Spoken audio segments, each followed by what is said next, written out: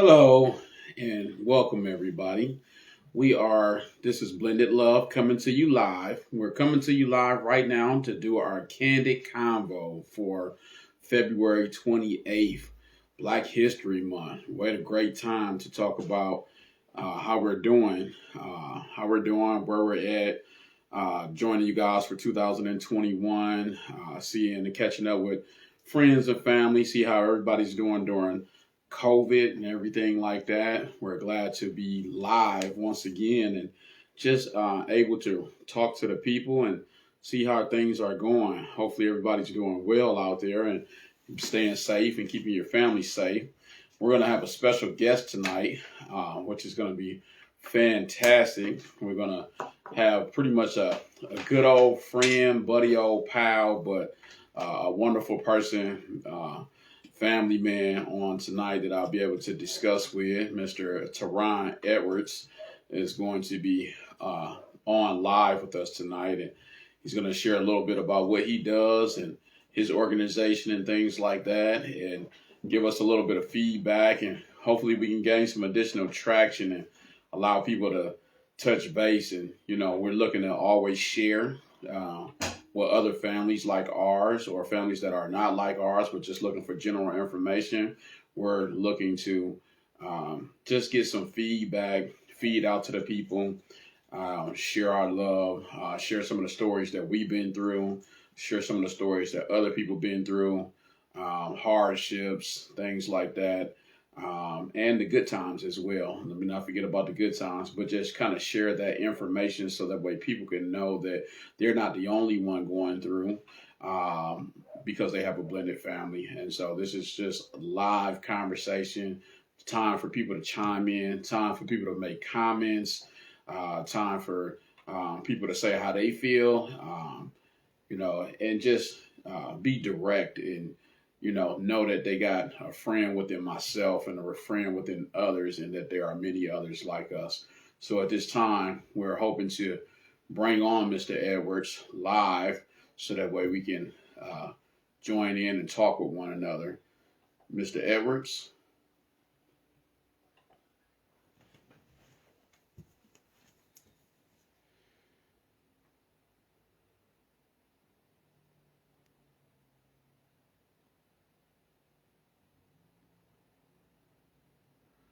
I can see your message saying that you're here now. We're going to get you joined in just a moment so that way we can get a live feed and wave to you. So that way you know that I'm seeing your words and coming across the screen here. And hopefully soon we'll get some other people to join us in as well. But we know that this will get feed and traction online. No matter who joins tonight, they'll see it very, very soon.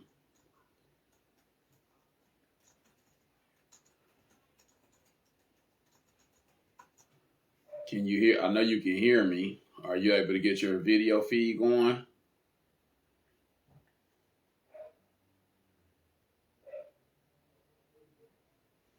I'll give you a couple minutes there.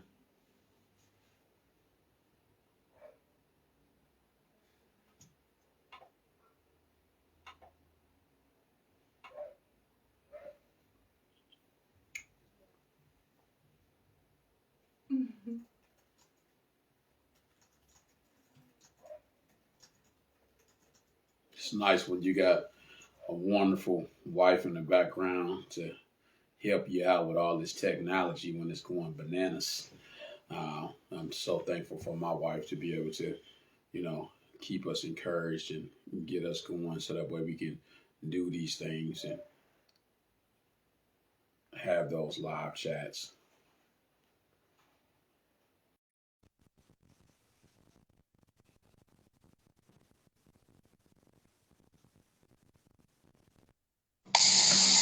All right. All right, there we go. There we go. How you doing, my friend? Man, I'm real good, brother Allen. Man, how you been? Oh, I am doing fantastic. It's so good to see a familiar face. Not the other faces that I saw, they've been great and awesome too. They are now, good friends and man of God and things like that. And I'm happy, but this is a familiar face from way back in the day, you know, someone that's been down in the dirty with you. Yes, sir. Yes, sir. Full circle all the way, right? All the way. You never know. Wow. You know, who's going to be listening, who's going to be watching, and what's going to happen. I know my wife had told me that you and I was going to be pairing up, and she said, I think you might know who this is. And I said, who, Snacks? Yeah. Oh, my gosh. I know who Snacks is. If everybody else don't know, they know now. You want some snacks? Yeah, buddy. Yeah, man. How you been, brother? Man, bless. I'm actually in in Minnesota right now. Okay. Just visiting for the weekend. I'm here, supporting my brother-in-law. I just say my brother. We don't really believe in in-laws, but my wife's brother. Well, him and his long-time fiance, they got married this weekend. So, we came out. So we decided to stay an extra day. Huh? So we just decided to stay an extra day and miss the snowstorm. No, you did the right thing. What part of Minnesota did y'all go to? Oh, we are in Twin Cities, St. Paul area, Bloomington, over by the Mall of America. Absolutely. That's all. We've been going up to Minnesota recently during the whole COVID thing, looking farther north and whatnot, and kind of hiding out and camping away because they got a couple places out there. It's almost like a second home now. That's love. That's love. I've been done too much COVID traveling, man. Honestly, we were just we just made a pact to kind of just hibernate, but this is nice. I mean, it's all right. It's been good. You doing things the right way. It's been okay so far. That's good. That's good. I mean, it gives you a chance to, have a little bit more family time, and that's one thing that we do. Is, it's been more of our intermediate family, just kind of together, stuck in a resort or a hotel room, But just looking at different change of scenery from being at home. Right. Yeah. Most definitely. That's been a big plus. Well, just for everybody that's out there, people that's going to watch the live, I know you and I, we know each other, and I kind of got a smart introduction, blended love and our Candid Convo. But however, I like for you to take at least a good 2 minutes, introduce yourself, talk about what you do and what you got going on before we begin this live conversation that we're gonna have. Man, for sure, brother. Yeah, like Brother Allen just says, we go back. But for those who are watching, out in social media space, I'm Terron Edwards. I am the founder and executive president of Fathers Making Progress. Fathers Making Progress is a fatherhood leadership movement that has been going on in Milwaukee for at least the past 14, 15 years. The reason there's kind of some ambiguity around our start is because we actually started out of classes. We actually started out of some parenting classes, and a series of parenting classes, anger management classes, just different classes for different guys from different walks of life. Where basically I've been to train fatherhood. I've been facilitating fatherhood groups. Starting with Head Start, for 16 years now. Going back to my days with Head Start. So I facilitated classes, for every man from every walk of life. Just from guys who were on their first kid, at Head Start, to guys who are coming back into society from imprisonment, to folks looking for jobs, just looking to do things better with their life, to folks looking just to make a change, to folks just looking to have a good circle, and everybody in between. So different models, different versions of these classes, from guys just coming just to get something knocked off their child support, to somebody who's been ordered in family court, to take this class, as a part of, just making it look better, as they're just trying to get, custody of their children or placement of their children. Reason that this is so important is because it's like, people came in, in the early stages, to get this class, whether it was a 12-week class, 8-week class, 16-week class. But, the paper was good. It was good to get something knocked off your child support. It was good to have something, say that you were, that you were certified, that you did some bunch of anger issues.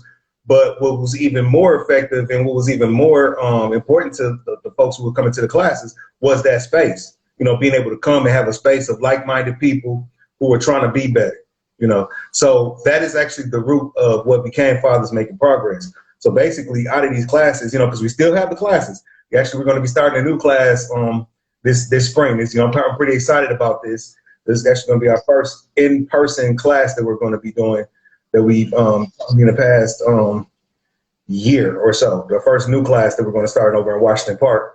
But so it's like we still have the harder classes, but it's about much more. It's about leadership. We have fatherhood support groups and men's wellness groups that are still going on. They're still virtual, going on virtual space.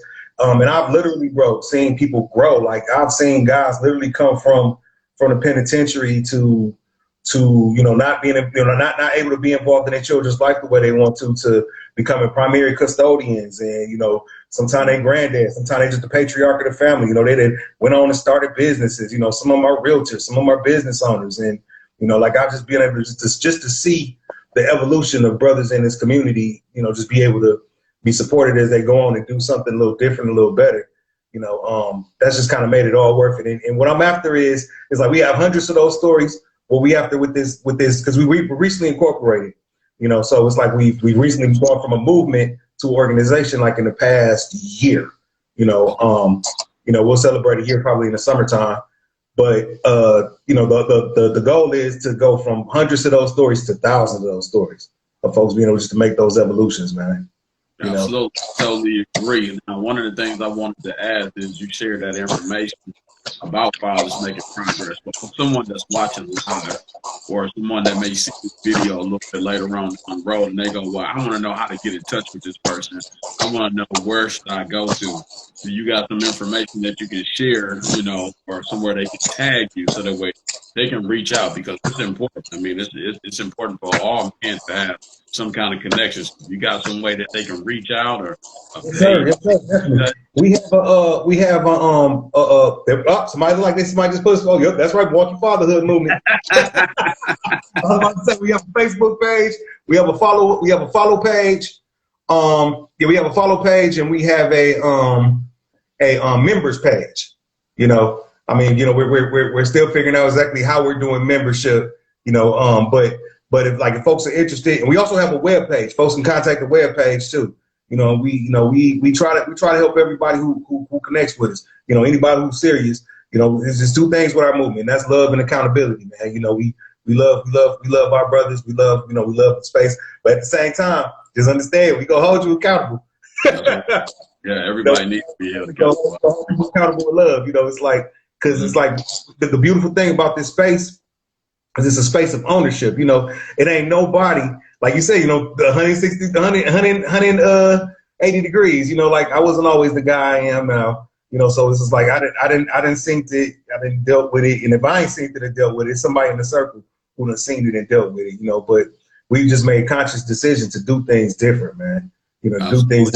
I think that's key. And also,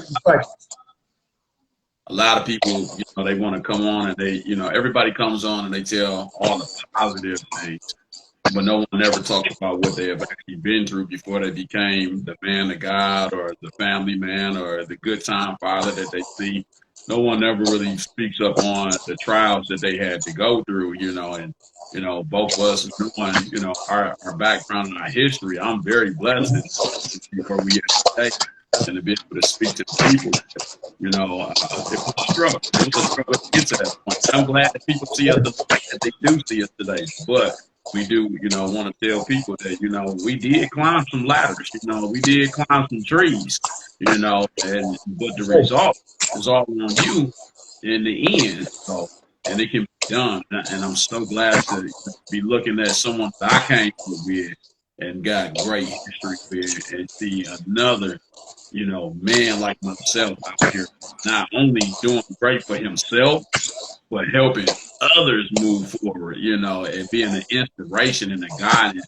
Hopefully, sharing the information enough where other young men don't have to go through that. So, this is so wonderful. And I'm so glad to to hear the good news and be able to, you know, as they say, spread the good news. So, you know, I'm thankful thankful for that. And you know, another question I want to ask you is, tell me a little bit about your own personal family. Okay.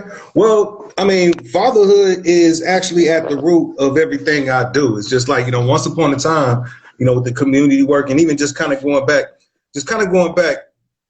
back to what you were saying about changing, you know, changes and being real and being a real model and example. Like, one of the things that got me over the hump is, you know, just wanting to be a better example for my children. You know, I had children young, you know, you know, my two older boys, you know, you remember I used to have them with me all the time, you know. So, you know, I was 16 the first time I became a dad, you know, 19 the second time. So it's like I have grown men out here, you know, but once upon a time, you know, it just kind of started with me wanting to be, you know, just a cruel vision now, like of me just wanting to be there the way my dad wasn't able to be there for me. You know, I had a dad, he was an awesome dude when he was there. You know, he was an awesome provider.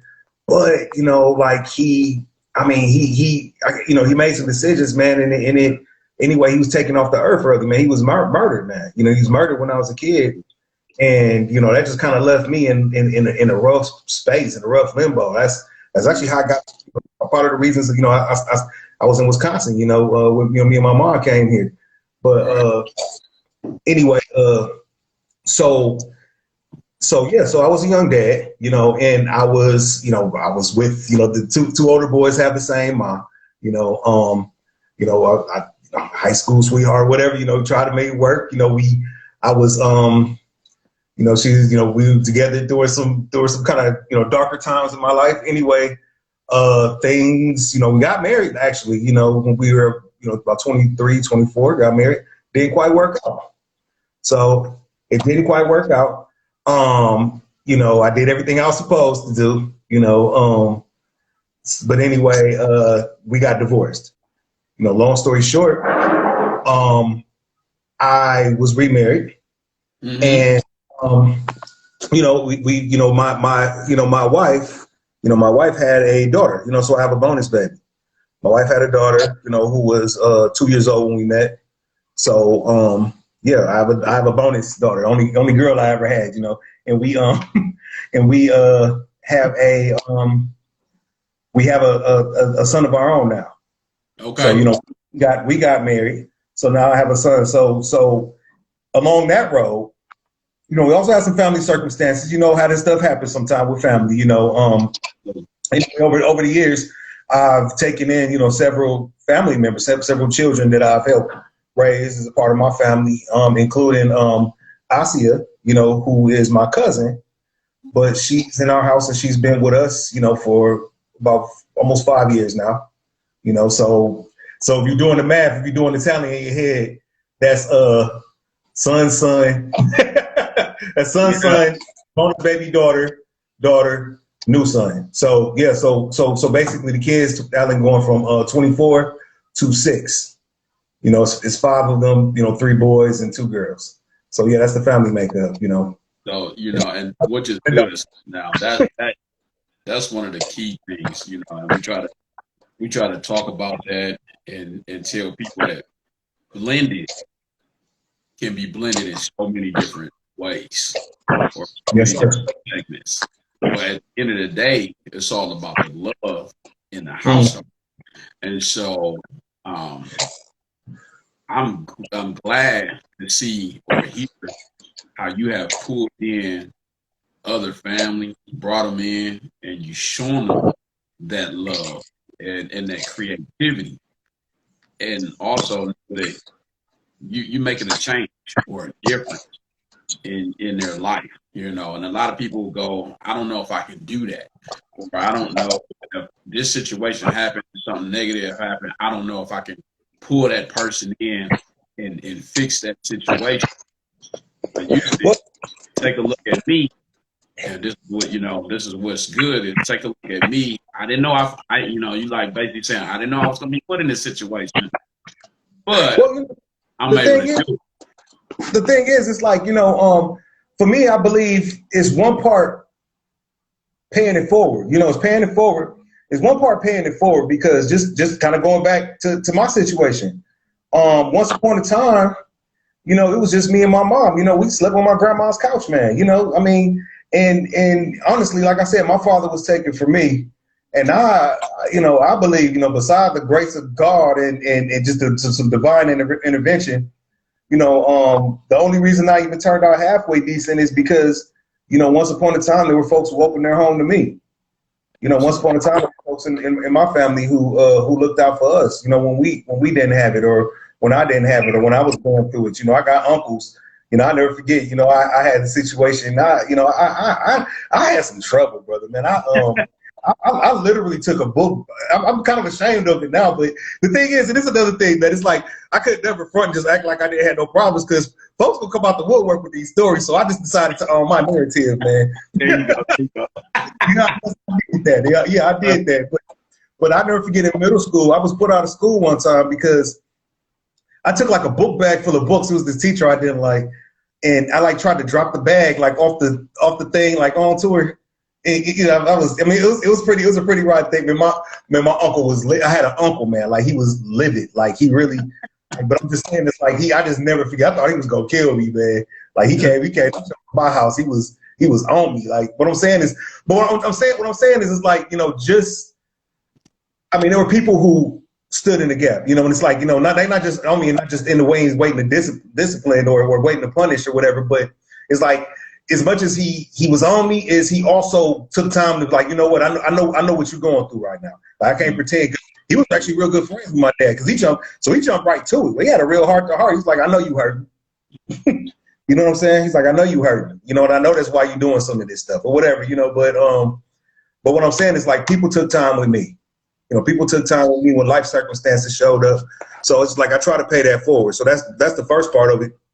The second part of it is just like you know, like I've heard, you know, said in, you know, if, you know, the spiritual person, it's like if you know, it's like a person has a responsibility, you know, to itself, to the community. That's just part of my belief system. You know, it's just like I can't watch a man drown if I have a lifeboat. You know what I'm saying? I just think I'm required to do something if I can, you know, without jeopardizing those who are already in the boat. You know what I'm saying? Yeah, I personally think that's good that you are paying it forward, and you know you had, you know, that inspiration that you can even talk about from early on and what you saw and what's carried on in the inside of you, and which is a positive thing that, you know, from the struggles that you may have had early on, you took a lot of positive information, and I think that's probably one of the key things that I would like to elaborate on, probably a little bit off the segment, you know, tonight from our original thing is you talked a little bit about your past and what's going on in your current situation. I'm really thankful that you even mentioned your past, but the reason why I say kind of segue off of it, there are so many people, and you know, we don't always think about every topic that can be talked about, but there are so many men, especially young men, that, and I hopefully, you know, this reaches a lot of attention, but there are so many young men that are going to school like us back in middle school, high school, and dealing with pain, you know, and having troubled situations that they're going through and not knowing how to reach out and deal with it. And, you know, hopefully they see this video and know that, you know, there is someone that has been through a struggle and made it through and progressed, you know, but you need to be able to see positives, the light at the end of the tunnel, and also look at the village of people that you got around you that are praying for you, that are motivating you, that are pushing you forward, as you say, to make it to not only another day, but become something better in life to share with somebody else, to be a testimony to somebody else. Because right now, brother, you know, we good friends, but you're a walking testimony. You know, and being a walking testimony is true, you know, to a lot of people, you know, and I can say that's an inspiration. Just hearing you talk is touching my heart sitting here, you know, because even though we've been friends for such a long time, there's things that even I didn't know that you may have been going through or whatnot, but yet you kept a smile on your face every day. You kept the humbleness about you, you know, and at that time, even in the rugged of time. You were still willing to give your shirt off your back, Mhm. if need be, and so, I want to continue to say thank you for that. And I'm thankful for what God has done for you now today and where he's bringing you to and the changes that are going on. This right here, this is just overall, this is a blessing. It's a blessing for me to be able to do this, but it's a blessing to just hear your story and even just take a little bit of something that I didn't know and hold on to that for myself right now. I appreciate that, man. Thank you. And it's funny you talk about the young men. One of the things, like Fathers Making Progress, like it's like I shared, it's like, we are trying to keep these spaces, these entry spaces for guys who are kind of ready, who might want that support, who need this support. B, we are also kind of keeping these spaces open for guys who didn't receive the support but might want to keep growing. And for those guys who want to keep growing, we're actually working with them to kind of reach back and do some of these work. For example, we actually have an intergenerational group that we're doing with Shalom High School, where we got a program called Boys to Leaders, where we got some sophomores, juniors, and seniors that are actually going through and doing groups with some of the longtime guys from Fathers Making Progress, and learning some of these things. Just some of these culturally inspired, because it's West African culturally inspired. I'm also a rites of passage facilitator. So like, and I see you got the bow on, man. I see. So that's what we're doing. It's like we're teaching some of these old traditions, man, to some of these young people, because just trying to instill cultural pride and heritage and purpose. That's the thing. It's like, everything, like when I see these stories in the paper, when I see some of this stuff, it's like one of the reasons I don't judge is because the first, it's like I understand pain and what pain can lead to, especially when you are in pain and you're not attached to purpose. It's like if you're not attached to purpose, that's how you can lead to being in stoli ranks or popping somebody over nothing, or you know what I'm saying? It's like that's how they, if you're not connected, if you're not in touch with your purpose, because one of the things that we learn in the rights is everybody was born to succeed, man. Everybody who comes to this earth was supposed to come and have a purpose and be connected to something positive, to contribute. You know what I'm saying? To be born. That's how our ancestors believe. It's like to be born is to come in to contribute. You know what I'm saying? You're supposed to be born, like you're supposed to have a story to play, a part of a story to play. It's like how you look at your life in the story and connection is what determines, how if you get connected to that purpose.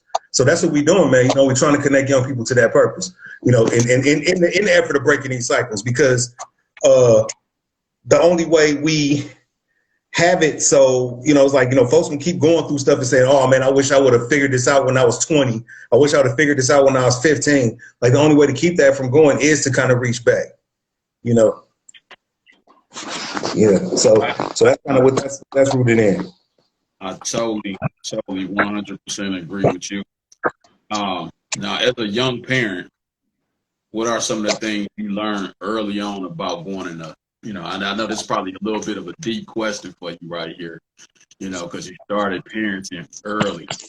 Some of the things that you learned early on going through fatherhood, and if you don't mind, expound, if it's okay with you, expound on maybe some of the difficult points, but some of the things that you did to get past those difficult points, and for the great young man that you have raised today, and look at you as they like.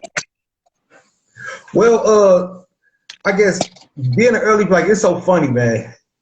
I can laugh about it because my sons do know they are secure in the fact, the older boys are secure in the fact that they know I love them and they know I did my best. I'll tell you, my youngest son, TJ, he is 6 and he didn't like been somewhere everywhere. Like he didn't did some of everything. It is funny. The boys be looking at these, like man, I never get to go to no football games till I got 18, 19, 20 years old. Man, this boy have been to wrestling, all this boy have been to all kind of bus games. This boy have been to this boy. And it's like the thing is, but we laugh and joke about it. And like one of the obvious differences in his upbringing and theirs is like, I have a few more resources to work with. It's just like I'm not living hand to mouth, the way that I was when they were born. because it's like, at the time that they were his age, I was making some real decisions. Like, I got to figure out how to, because I decided I'm not throwing rocks at the penitentiary anymore. You know what I'm saying? It was like when you make that decision, as a lot of people know, it's just like you go through a transition. It's just like, how am I going to be able to, I had skills. I had some things that I was doing. I had some things that I loved and was passionate about. It paid the bills sometimes it didn't, So that's just one major differences. You talk about struggles. Yeah, because I moved out really early. I moved out, before my second son was born. I was 18. I moved out the house, and I figured it just one of those kind of internal things. I figured like, hey man, I'm somebody else's parent.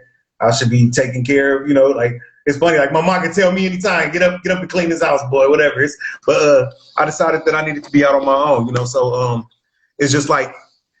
And this is what happened. We talk about this, man, and it just is what it is. But a lot of times, families, it's just kind of like emergency families. Like, things just kind of happen out of survival.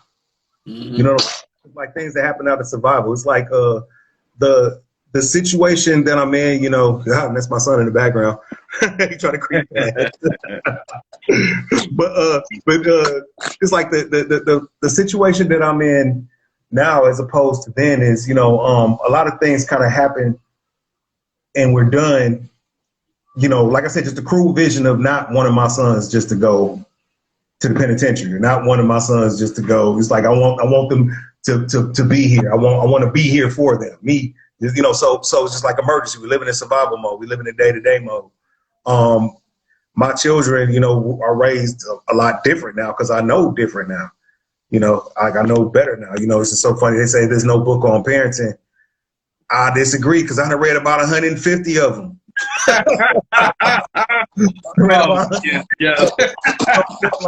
Easy, like it's crazy. From Deepak Chopra to Bill Cosby, it's like literally hundreds of books on parenting, and you need. It's like in these tools that you learn. You need them all because every child is different, That's right. Like the rearing and the upbringing is different, it's like, even down to my relationship, it's like when I became a father the first time, I didn't even know how to be a man. I'm just gonna keep it real. I didn't even know how to be a man. Like I'm gonna be somebody's partner. I'm gonna be somebody's dad. So it's just like, now it's just like I really have like pillars, that I stand on and principles that I stand on, and back to purpose. Like I understand who I am, and in my place in leading my family. I'm not gonna go into like specific examples, but I'm just saying like that's kind of the basis and the foundation of how things are different. Things are just different. And it's funny because, as you know, it's just like, a father's job is never done. I talked to my son yesterday. He was, he hit me up because he was frustrated about something, and he even said like, man, Dad, you like my counselor sometimes. Yeah. He a grown man and he actually is on a good path. He has a good job. He lives on his own. He's a good dude. Actually what he was concerned about was actually in good intention because he asked me what to do about somebody else's issue, Right. So, just kind of still at that heart of wanting to be standing in the gap for somebody else, just kind of the way, community, man, lifeboat. Mm-hmm. That's good. So, I always, in these conversations that I like to have, I always make sure that we say something good about our spouse because our spouse is our backbone. And so we're going to give a little bit of time to talk about those spouses because, I'm constantly lifting up my spouse because she is my backbone and we've been through thick and thin, and like you said, you've been married once. I've also been married once, and the second time around, it's my best time around. But, yes, sir. Go ahead and talk about your wife a little bit. I don't know where to start, man. I could say so many good and positive things about my wife and partner, man. She's my best friend. It's just like, I'll put it to you like this. I can just start from the beginning, because it's relevant to the conversation. Being married twice, it's like, you never want to. I don't believe in regret. I don't believe in good and bad experiences. I think it's just experiences in which you take from them. So it's just like experiences the first time around have really prepared me to be accepted and to be ready for what I have now. You know what I'm saying? Like, and I mean, I have a really, really good woman. She's perfect for me. You know, she comes from, you know, a family and an upbringing, you know, very, very, you know, very spiritual, you know, very grounded in you know, in the Lord, and she just really understands, you know, what a wife should be, what a husband should be, and you know, so it's just like she really, really helps. She's really helped me and really complimentary in how I show up, and it's the other way around too. You know, like we make each other better. You know, we have fun together, and I think we just really have a good formula too. Like, you know, like 'cause that's also important. I know I'm preaching to the choir. I mean, blended love, but it's like being able to have a good formula, man, and being able to have a good system on how you raise children. You know, because it's like, you know, one thing about standing in the gap for people is, and we can get into this too later on, or whatever. But standing in the gap is just like sometimes and I know you know what I'm talking about, man. It's just like sometimes you have to pay for the sins of other people. You know what I'm saying? It's like regardless of how good you are, and you know how much you were present, you know, just being able to pay for the sins of other people. Like, it didn't happen to her, and it's didn't happen to me. Frankly, you know, I'm just gonna be honest, man. You know, and my sons know. My sons gave her the toughest of damn times when she came around. You know, they gave her a hard time. They gave her a really hard time. You know, they were some brats. You know, used to having their dad to themselves, and frankly, you know, it's like they made her pay for some other stuff too, man. You know, so I'm just being real about it, you know. And but you know, she was steadfast. She stayed, you know, we stayed the course, you know, we figured out, so we got some tools. One of the things that I would always recommend folks do, especially in blended families, you know, and on the road to getting some of these tools, is seek out some counseling, man, you know, some sort of third party. We actually went through some healthy relationships classes. It was so hard to find some healthy relationships classes that would take us because of my relationship to healthy relationship. A lot of folks would mess with us, man, you know, so. But anyway, I found some folks who would take us. It shout out actually one of my mentors, you know, Bishop Buck did some blended families counseling with us. That was, you know, we did some counseling with a pastor. You know, so it's just like all these tools. And it's like, I'm not ashamed. You know, I know sometimes, you know, counseling and mental health and all that stuff gets a negative connotation, but it's just like, dude, use those tools. Because I'm telling you, like, the more tools you have in your toolkit, just like I said about the 150 parenting book, man, it's probably, you know, 4,000 good books on healthy relationships. You know what I'm saying? Use those tools, man. Use those tools. You know, if it works for you, you keep it. If it don't work for you, you know, throw it away. But at least you got it. You know, you got a playbook. You got a playbook this thick. You can just flip the pages. Use what work. You know, throw away what don't. You know, so I just really love, and that's another thing I love about my mom. I mean, it's like she's really open. She's really receptive. She's really smart.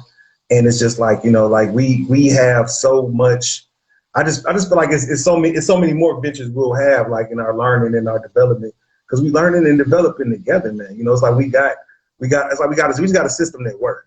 You know, that's what I just feel like. So you know what? Not to, you know, but tell me about, just talk about the system a little bit. Everybody got a system, you know, that work, you know, because you got so many things going on and so many moving parts. Elaborate on your system. I know you done read a lot of books and you're putting a lot of stuff in the toolbox and you're throwing some stuff out of the toolbox that don't work.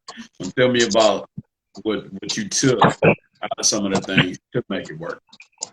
Okay, well, when in regards to, I start with the kids. In regards to the children, one of the things that we do is we kind of have a chore chart. Like we got a system on who's supposed to be doing what every day, like down to everything in our house, like everything. Who's supposed to be doing what every day is never up for question. You know, from cleaning to washing the dishes to who cooking dinner that night.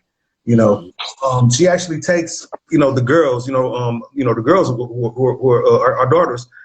She takes them like they make lists. You know, they like down to the money that they're spending for grocery shopping. You know, they kind of talk about what they want to cook. They like huddle up, put it all down. Then they go out and shop together. She teaching them how to, like, we teaching them how to cook, we teaching them how to do this, we teaching them. So it's just like, and then we always eat dinner at the table together. During the dinner at the table, it's always time for check-ins. We doing check-ins, school, what's going on, just checking on them, making sure they good, making sure, external factors ain't keep creeping in and tearing them down, and, just really making sure, and then, our son, Terron Jr., he has special needs. He has some external, he has more, because of his condition, he was born spina bifida. He's the toughest thing, man. He a tough boy, man. They told this boy he never walked. He can run, jump, climb. He does everything. But anyway, but because of the condition, he has, a few, like I said, special needs. He has a few more needs than other children have. He has special braces he has to wear. He has special medicine he has to take. Frequent like PT appointments, for his mobility, making sure he, keeping his mobility right. We got to stretch him at night and all that kind of stuff. So it's just like we have all that. We have a system for all that. We have a system for all that. We have a system for his learning too, because he's actually I can almost say a trilingual student. He's learning. He's in a French immersion school. So it's like he's learning French. He's learning to read and write in French, but then he's learning to read and write in English too, because he's 6, of course. But then he's also learning coding, computer coding. So it's just like, but to be able to do that, and it's also, but to be able to do that, it's like once again we got to have a system, and we got a system with help us, and we got a system, and then it's like in addition to checking in with them, we got a good system where we're checking in with each other. Yeah. About how we feeling, about we've kind of made a pact, that if it's stuff that needs to kind of we need to make a time out and talk about it later. We got a system for that. We just kind of agreed we ain't gonna be fussing and fighting in front of these kids. I mean, I'll be once again. Just like I'd be less than honest to say I didn't go through it. I'd be less than honest to say that we don't go through it. Sometimes I see blue, sometimes I see red. Sometimes she's screaming Packers, sometimes I'm screaming Lions.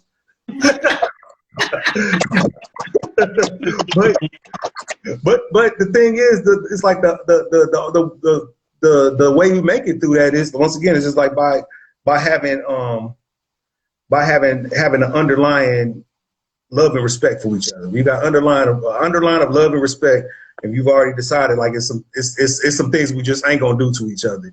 You know what I'm saying? Like at the end of the day, like I'm giving you the benefit of the doubt. That's what we working for. Even if I'm getting in my feelings, like even if I'm in some, like, and I actually said this to her before. Like, hey man, I'm not even sure exactly how I'm feeling. I'm feeling some kind of way about this. I'm not sure how I'm feeling or why I'm feeling. Yeah, but I'm about to get back to you. I'm salty right now. I'm not even sure why. You know what I'm saying? Yeah, that's true. We always, and it seems like in the conversations a lot, we talk a lot about the family, what we do for the family, but, something that also wants to say too, in the family, you need to take time out with your spouse. In the course of those situations, those good moments, I know that, me and my missus, we set time aside to try to do something special for each other, at least a couple times a month, because other than that, you'll go insane. You did. So I just want to see, have you talk about what, maybe just one good thing that you and your missus may do in your household, just to keep that relationship, because you have to have that personal connection. And a lot of people tend to forget that you still got to have a personal connection with your spouse. That you go through. You're right. Yeah, most definitely. And thanks for throwing me that lob, because I forgot to mention that part. One of the things, like I said, it's been a COVID damper, because one of the things we used to do is travel. Like we would go everywhere, man. Like we just literally, that's been a damper, because from Bucks games, like you don't even got to be out of town. Like just from Bucks games, just a simple little day in the park. We just pick up some food and just spread out a blanket, man. Like we spend genuinely fun time together. We jump in the car, take a road trip, just put on, she put on songs she like, I put on songs I like, and we just, talk or whatever, just like to have someone that you genuinely like to spend time with and keeping it that way. Cause like you said, it's like, that's one of those things that you work towards. Cause like, I never forget. And once again, just kind of learning lessons from other people.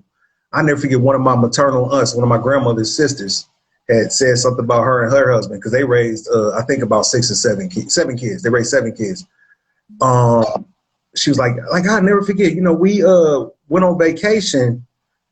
Like, I think the older kids were like, the youngest kids, I think at that time were like 16, 17 in high school. They was at the age where they could kind of, they got to do something by themselves and they'd be, okay. So mind you, this is 7 kids into the youngest ones being 16, 17. So I'm thinking, I'm doing the math. I'm thinking like 24, 25, 26 years of marriage. They said they'd never forget. They said they went, got on their plane. They got to the hotel. They said they checked in. They said they put all their stuff away. And then they thought, what now? What do we do? Like it's like they had been so used to children kind of being around and being a part of their life that they didn't even know what to do with their free time away. And I'm just like, man, I don't. And no shade, no disrespect. It's like I love, but I was like, man, I don't never want that to happen to me. Yeah. You know what I'm saying? Like, you gotta have as much. It's like as much as I wear. I mean, fathers. I mean, I got an F&P jacket. I literally have the word father on my back. So it's like I have the word father on my back. So it's like as much as I identify as being a father, it's like we gotta be able to take that time to identify as being a couple. And even give her time to identify as being an individual. And me too, the same thing. Like yes, it's like all of that got to be factored in.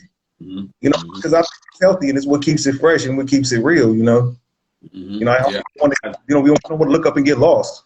Yeah, I 100% agree with that, and that's kind of why I mentioned that, because I think a lot of relationships go. It's already hard enough when you got a mixed family or you got a lot of outside coming in and dealing with all of that outside stress and that pressure. But when people forget to take time out, like you just said, they lose themselves. And not only do sometimes they lose themselves in the course of the marriage or the relationship, and then they try to run, break camp and run free, which is not a good thing because you just got to stay strong as possible. But when the house becomes an empty nest, they forget who they is, and then all of a sudden, you see a lot. That's why divorce is so high, and marriage, and I just want to say, marriage is a healthy thing. You're going to go through certain circumstances. You're going to go through trials and tribulations. You're going to have good times, great times, and bad times. But it's a healthy situation. It's something that was ordained by God, something that is meant to be beautiful through the midst of everything, including the struggle. And I think a lot of people tend to forget. We're not saying that nothing is not going to never happen in the marriage or relationship. Nothing is never going to happen in the family. Some tragedy not going to happen. Things happen, people. But it's a matter of staying in the right, continuing to go on and knowing that there's something out there, and again, continue to stay strong with that spouse and finding out what direction their mind is going in and giving them an opportunity to bounce off of you and you bounce off of them. So just you, and you expressing that, lets me know that you on the right track and you staying focused and, and you also sharing something healthy with your family as well. Yeah, and another thing I didn't throw in goals, like on the tip of what you're saying, like having goals, like me and my wife is like we have like just kind of like 5 years from now goals. We have 10 years from now goals, like things that we want to reach and achieve that we're working towards, and it's not even always got to be financial or related to the children, or I mean it could be something as simple as we're gonna learn this dance and at our 10 year anniversary. This is what we gonna do. We gonna pop guitar. And it's nice to hear you say that, because the one key thing you said is not all financial, because everybody now looks at everything and they say, well, how am I gonna get the next bag? That's the expression. I need to get these bags. But goals is not always just about bags, Because the thing is, and I've learned this from other people, you can get lost in that too, brother. Absolutely. Seriously. You can get lost in that. You can get lost in that just like you can get lost in your children, Mm-hmm. Yeah. Absolutely. Yes, I can't tell you, it's such a blessing to just talk to you. I would say this, before what questions you got for me? Because I don't have so many questions for you, but What what questions do you have for me? what blended family? I mean, so tell me a little bit more about y'all blended experience.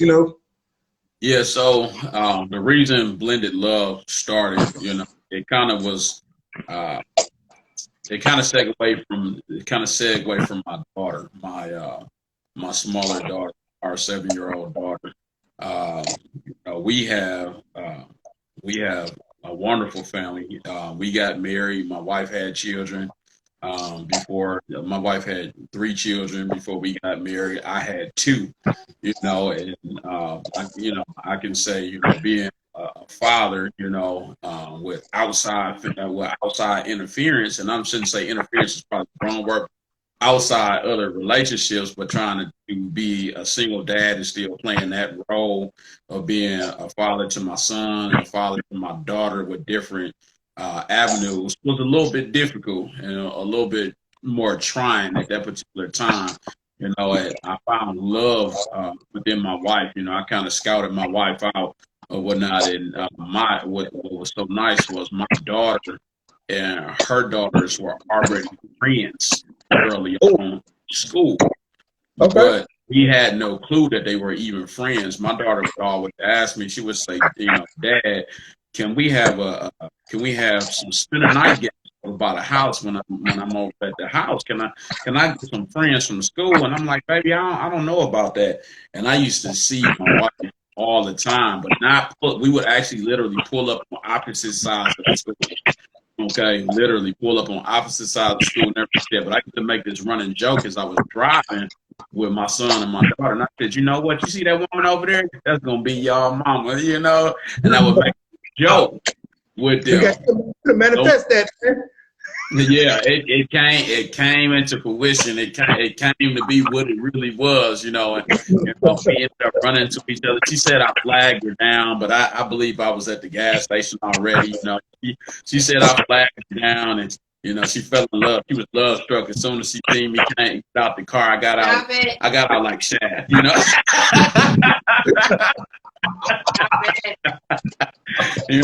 thought I was super cool, super smooth. I suited up real good, and everything like that. But, we ended up just kind of, taking our time and dating and going through the motions and everything like that. And she had already had her children and she was going through a certain situation in her life. So we really just started out as friends, and getting to know each other. And I think more people need to understand sometimes you just need to get to know a person and have that connection. But we ended up building a very, very strong bond and a strong relationship and seeing the family go, our kids going through certain things and having certain questions. But I tell you, one of the best things that I was already on the path of asking my wife to marry me at one point in time. But it's one thing when the children and just kind of be clear of how you can the love that children can receive. And it kind of got me choked up a little bit because I still remember it like yesterday. But I remember going to the school, and I was going to the school to go see my daughter, my daughters now, but at the time. Went to the school to go see my daughter. They came out of their classrooms and said, we want to tell you something. And I said, oh, what is it, sweetheart? What y'all want to tell me? They young at the time, one of them grown now, but they young at the time. And I'm like, what is it that you want to tell me? And they said, we want you to be our dad. And for me, it dropped tears from my eyes because it was unexpected.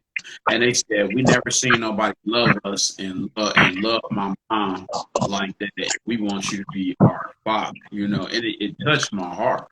And so when me and my wife got together, we got together and we talked about it and we sat down and we worked on things. And then we had my 7-year-old daughter. So, here we are. We done been married going on 9 years, but we had my 7-year-old daughter and she kind of bridged the gap, And Yeah. when she bridged the gap, she filled in, the void of two broken families to being a whole family, and that love that surrounded her or still surrounds her today. When she looks at her siblings, she don't see the fact that they're divided. All she see is this is one big happy family. And one thing that I like about her is even with the outside family, just kind of talk about that, the outside families, okay? The other people that, that's been a part of our past. My Right. daughter looks at them as a whole too. And she say, oh, okay, well, Nala's mom, I'm just kind of throw my daughter's name out there. She go, Nala's mom, she got a daughter, but guess Yeah. what? That's my sister too. And that's how she looks Oh, at it. She blends the whole family in her mind together. And we don't tell her no difference. What we do is we share that love. We try to share that bond. We try to, interact with all of them to make sure that they know that we're all one big fat happy family. And if something happens, it happens. It gets tough, I'm not gonna say it's not, right. but we work through it. And that's how blended love came about, is knowing that you can take a lot of spices and put them in a pot. That's beautiful, man. The end result of of what came out of the pot. Ain't nobody ever, and I've shared this. I actually shared this. I mean, I'll just be honest. I mean, because it hasn't always been easy. Like, my former wife, has been difficult sometimes. And one of the things that I tried to help her understand with Crystal, my wife, is, and it's something I'm gonna say, and this is something that you embodying right now. It's like, ain't nobody ever died from no extra love, man. That's right.